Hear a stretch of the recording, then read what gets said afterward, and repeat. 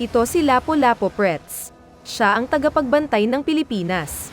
Narinig niya na aatake si Magellan Marco. Kasama ni Magellan Marco ang kanyang mga kapitbahay. Nagsimula na ang labanan. Hinahanap niya si Magellan Marco. Wala pa rin. Nagkita na sila ni Magellan Marco sa wakas. Espadang may dugo ni Marco.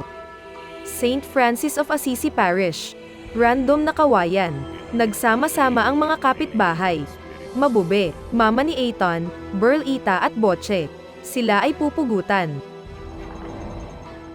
Jose Pretz Rizal. Alam natin na nagsusulat lang siya sa kanyang diary dahil miss niya na ang Mae National.